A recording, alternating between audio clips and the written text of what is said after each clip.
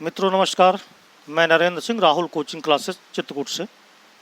आज हम एनसीईआरटी 1.1 प्रश्नावली करने जा रहे हैं। रिलेशन एंड फंक्शन नामक चैप्टर है जिसमें हमने सारे कॉन्सेप्ट क्लियर कर लिए हैं। अब केवल हमको प्रश्नावली प्रारंभ करना है। तो देखिए, जो प्रश्नावली 1.1 है उसका जो पहला क्वेश्चन है वो क्या दे दिया गया है।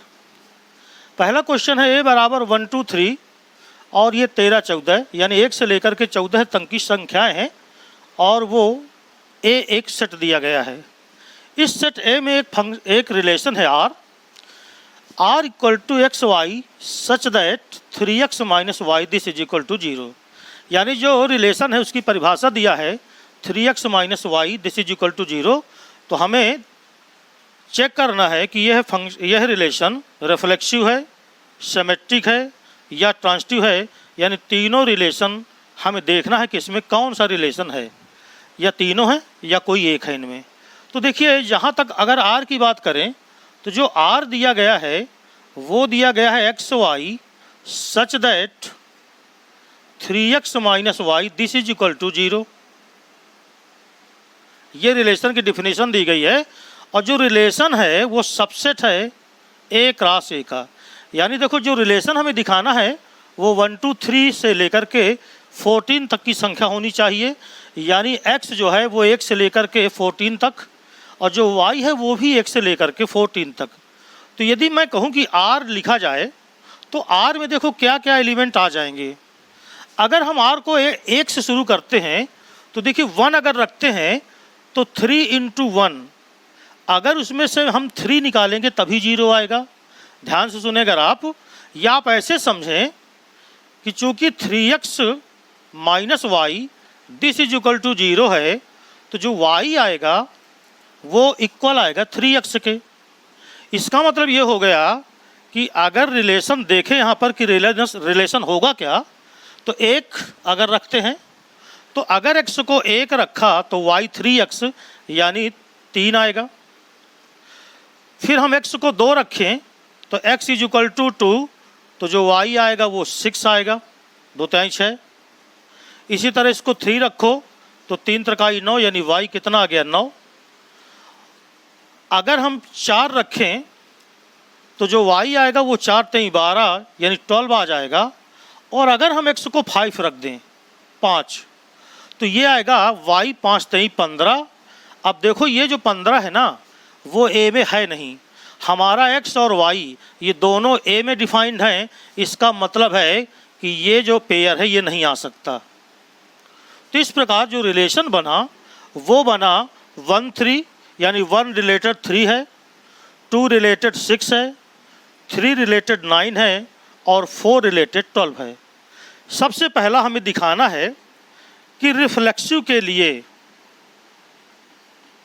आप जानते हो रिफ्लेक्सिव के लिए x का रिलेशन x से होना चाहिए।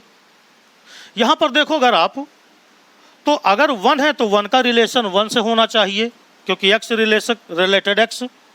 तो चूंकि 1 1 2 2 3 3 और ये जितने भी हैं ये नहीं बिलोंग्स करते R में। और हम जानते हैं कि रिफ्लेक्सिव तभी होगा जब 1 का रिलेशन 1 से भी मिले, 2 का रिलेशन 2 से मिले, इसी प्रकार 3 का रिलेशन 3 से मिले। और वो रिलेशन आप देख रहे हो कि इस R में ये चीज़ें नहीं मिल पा रही आपको, ये ऑर्डर्ड पेयर आपको नहीं मिल पा रहे। इसका मतलब है कि ये रिफ्लेक्सिव नहीं है। यानी हमको ये पता चल गया कि जो रिलेशन है ये स्वतुल्य रिलेशन नहीं है, पहली चीज़। दूसरी चीज़ हमको देखना है सिमेट्रिक के लिए। अब आप जानते हो कि रिलेशन सिमेट्रिक तब होगा, यहाँ पर 1 रिलेटेड 3 है तो चूंकि 1 इज रिलेटेड 3 तो सिमेट्रिक तभी होगा जब 3 रिलेटेड 1 हो। यानी अगर 1 3 आ रहा है किसी रिलेशन में तो सममित संबंध तभी होगा जब 3 भी 1 से रिलेटेड हो। तो चूंकि 1 तो रिलेटेड है 3 से, बट 3 इज नॉट रिलेटेड 1। 1 का रिलेशन 3 से तो है लेकिन 3 का रिलेशन 1 से नहीं है, इसका मतलब है कि ये रिलेशन सिमेट्रिक नहीं है। ये दूसरा आंसर हो गया। और ट्रांजिटिव के लिए देखते हैं तो तीसरा है ट्रांजिटिव के लिए। ट्रांजिटिव रिलेशन का मतलब ये होता है कि यदि x रिलेटेड y और y रिलेटेड z हो तो आ जाए x रिलेटेड z। x का रिलेशन y से हो और x का रिलेशन y से हो और y का रिलेशन z से हो। तो देखो यहाँ पर 1 रिलेटेड 3 है, चूंकि 1 3 ये बिलोंग्स है R में, देख लीजिए R में है, और एंड जो 3 9 है वो भी बिलोंग्स करता है R में। देख लीजिए, एक 3 से रिलेटेड है और 3 9 से रिलेटेड है, लेकिन 1 नहीं रिलेटेड 9 से। देख लीजिए, ये रिलेशन 1 9 यहाँ होना चाहिए था, लेकिन ये नहीं है, इसलिए ये रिलेशन ट्रांजिटिव नहीं है। इस प्रकार ना तो ये रिलेशन सिमेट्रिक है, ना तो ये रिलेशन रिफ्लेक्सिव है, और ना ही ये रिलेशन क्या है, ट्रांजिटिव है। तो इस प्रकार इन तीनों में से ये रिलेशन कोई रिलेशन नहीं है। तो ये है एनसीईआरटी का पहला क्वेश्चन। चलिए देखते हैं दूसरा क्वेश्चन क्या है। देखिए, जो दूसरा क्वेश्चन है इसी में पहले का सेकंड नंबर। इस क्वेश्चन में कह रहा है if a relation R on the all natural number, यानी नेचुरल नंबर से नेचुरल नंबर में है, यानी रिलेशन सबसेट हो गया n क्रॉस n का, ये हमें ज्ञात है। रिलेशन की जो डिफिनीशन दी गई है उस रिलेशन में ऑर्डर्ड पेयर दिया है एक्स वाई, यानी x का रिलेशन y से होना चाहिए, such that y is equal to x plus 5। लेकिन शर्त यह है कि y का जो मान है वो x प्लस 5 होना चाहिए और x की वैल्यू आप ले सकते हो 4 से छोटी। तो सबसे पहली बात कि अगर मैं आपसे कहूं कि x बराबर हम ले क्या सकते हैं, तो नेचुरल नंबर लेना है बट 4 से छोटा, यानी 1 ले सकते हैं, 2 ले सकते हैं और 3 ले सकते हैं। इतनी सी संख्याएं हम x को ले सकते हैं। अब आओ हम रिलेशन अगर r निकालें तो सबसे पहले मैंने x को 1 लिया। जब x को 1 लोगे तो y है x प्लस 5, यानी फिर x में 5 जोड़ो तो 6 आया।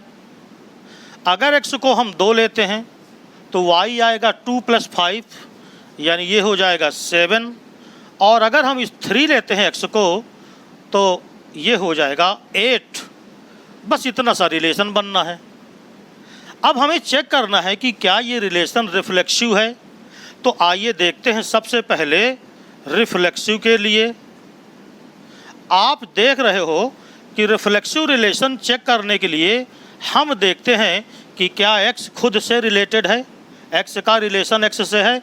तो देखो यहाँ पर 1 का रिलेशन 1 से नहीं है, 2 का रिलेशन 2 से नहीं है, इसमें कहीं भी कोई ऐसा रिलेशन नहीं है जहाँ 1 1 से रिलेटेड हो। देख लीजिए, आपके सामने रिलेशन लिखा हुआ है। तो 1 1, 2 2, 3 3 ये नहीं बिलोंग्स करता रिलेशन में, चूंकि रिलेशन में 1 का रिलेशन 1 से नहीं है, 2 का 2 से नहीं है, 3 का 3 से नहीं है। इसका मतलब है कि ये रिलेशन रिफ्लेक्सिव की हिंदी होती है स्वतुल्य। तो ये रिलेशन स्वतुल्य नहीं है। ये पहला आंसर हो गया। दूसरा चेक करो। दूसरा हमको सिमेट्रिक चेक करना है। तो सिमेट्रिक आप रिलेशन जानते हो कि इफ x रिलेटेड y, यानी यदि x का रिलेशन y से है तो ये साबित करना होगा कि y का रिलेशन भी किससे है, x से है। तो आओ चेक करो x का रिलेशन y से। तो चूंकि यहाँ पर आप देख रहे हो कि 1 का रिलेशन 6 से तो है, यानी 1 6 ये R में बिलोंग्स कर रहा है, बट जो 6 1 है ये R में नहीं है, कहीं भी नहीं है। तो देखिए x रिलेटेड y तो है, 1 का रिलेशन 6 से तो है, लेकिन 6 का रिलेशन 1 से नहीं है। इसका मतलब ये रिलेशन सिमेट्रिक भी नहीं है। आइए तीसरा देखते हैं, और तीसरे में है ट्रांजिटिव। ट्रांजिटिव रिलेशन का मतलब संक्रमक संबंध, और संक्रमक संबंध होता है कि if x related y and y related z, तो हम साबित करें कि x रिलेटेड z, यानी x का रिलेशन y से हो, y का रिलेशन z से हो, तो हम दिखा दें कि x का रिलेशन भी किससे है, z से है। तो आइए यहाँ पर चेक करो जरा, देखिए जरा, x का रिलेशन यहाँ पर देखो 1 का रिलेशन 6 से है, 1 6 ये R में है, लेकिन अब कोई यहाँ ऐसा रिलेशन नहीं है जो 6 से शुरू हो। ध्यान से सुनना, 1 का रिलेशन 6 से है, लेकिन बट कोई रिलेशन 6 का नहीं है जो R में हो। आगे कुछ नहीं लिख सकते क्योंकि है ही नहीं रिलेशन, यानी रिलेशन की शर्त ही पूरी नहीं हो रही। x रिलेटेड y तो है, लेकिन y से रिलेटेड अब कुछ नहीं है। यहाँ पर देखो 2 और 7, 2 रिलेटेड 7 है, 2 का रिलेशन 7 से है, ये देखिए, लेकिन 7 का रिलेशन यहाँ पर किसी से नहीं है। तो याद रखें, एक कंडीशन मैं आज आपको बता दूं कि यदि x रिलेटेड y हो, ट्रांजिटिव के लिए यदि x रिलेटेड y हो और y रिलेटेड z मिले ही ना, तो अगर ना मिले तो याद रखना ये रिलेशन सदैव ट्रांजिटिव होता है। यानी कंडीशन यदि पूरी नहीं हो रही तो आप ट्रांजिटिव रिलेशन कहेंगे। कुछ किताबों में यहाँ लिखा होगा कि ये ट्रांजिटिव नहीं है, जो कि गलत लिखा हुआ है। अगर ट्रांजिटिव की शर्त पूरी नहीं होती तो भी रिलेशन क्या माना जाता है, ट्रांजिटिव। तो ये एनसीईआरटी का पहले क्वेश्चन का दूसरा नंबर। अगर आप पहला क्वेश्चन पूरा समझ लेते हैं तो रिफ्लेक्सिव, सिमेट्रिक और ट्रांजिटिव रिलेशन समझना बहुत आसान हो जाएगा। तो चलिए अब हम करते हैं पहले का क्वेश्चन नंबर तीसरा, देखते हैं तीसरा क्या है। देखिए जो तीसरा क्वेश्चन है, एक रिलेशन है R किसी सेट A में, है ना। R is a relation, R set A, R on the set A 1 2 3 4 5 6, 1 से लेकर के 6 नंबर तक A में दिया गया है सेट में, और रिलेशन है वो है x y such that y is divisible by x. Y जो है डिविजिबल बाई क्या है, एक्स। चेक करो कि क्या ये रिफ्लेक्सिव है। तो ज़रा देखना, सबसे पहला नंबर रिफ्लेक्सिव के लिए, तो रिफ्लेक्सिव के लिए हम साबित करेंगे कि x का रिलेशन x से है। तो आप ज़रा सोचो कि हर संख्या स्वयं से क्या होती है, डिविजिबल होती है। यानी अगर 1 है तो वो 1 से डिविजिबल है, 6 है तो वो 6 से डिविजिबल है। तो हम कहेंगे कि चूंकि every number is divisible by itself,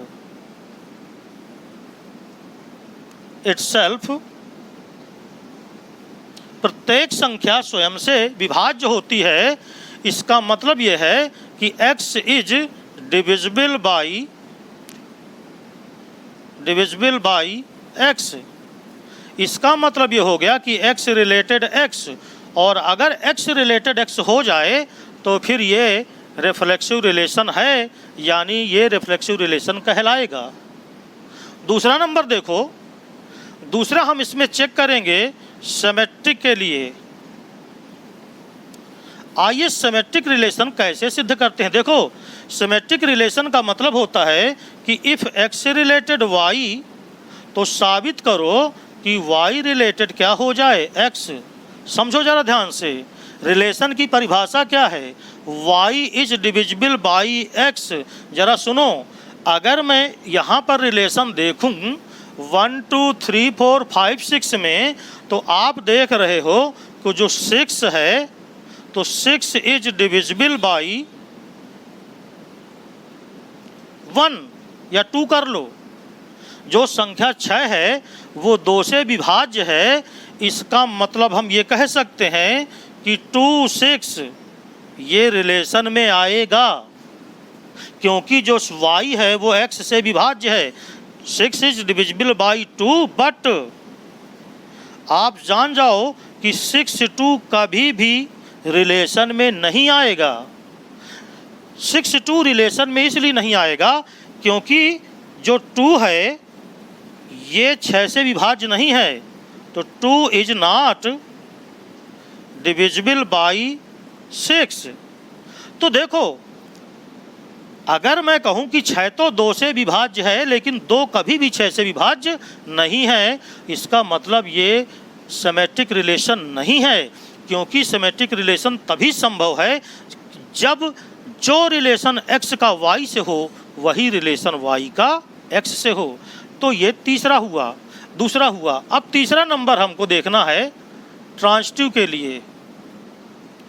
transitive relation साबित करने के लिए यदि x का रिलेशन y से हो और y का रिलेशन z से हो, जैसे यहाँ पर देखना, तो एक यहाँ पर देखें अगर आप 1 से लेकर के 6 तक की संख्या है, तो 1 और 2 ये R में होगा। क्यों? क्योंकि जो 2 है, जो y है, जो 2 है, देखो यार, वो 1 से क्या है, विभाज्य है। एंड 2 6 ये भी R में है, तो 1 6 ये भी बिलोंग करेगा R में, क्योंकि जो 6 है वो 1 से क्या है, डिविजिबल है। आप इसको जनरल भाषा में समझो कि इफ यदि x रिलेटेड y, इसका मतलब y डिविजिबल बाई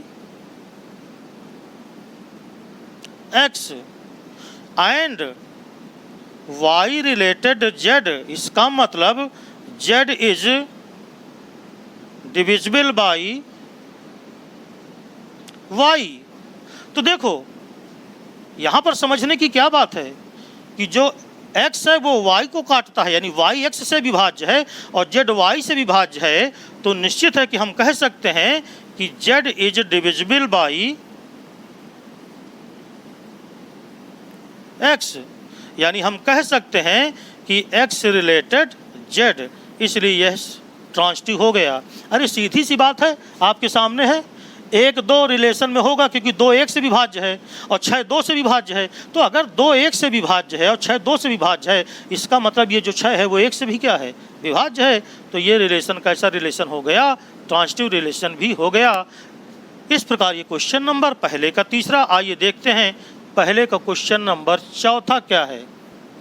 देखिए, जो पहले का चौथे नंबर का क्वेश्चन है उसमें कहा गया है कि एक रिलेशन है जो z में है, और z है ऑल इंटीजर नंबर्स, सभी पूर्णांक संख्याएं, और r की जो डिफिनीशन है वो है r में है x y such that x minus y is an integer, यानी x में y को अगर घटाएं तो एक इंटीजर आएगा, पूर्णांक आएगा।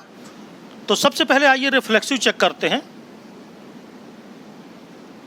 रिफ्लेक्सिव चेक करने के लिए मैंने तुमसे बताया था हमें दिखाना होगा कि x का रिलेशन x से है।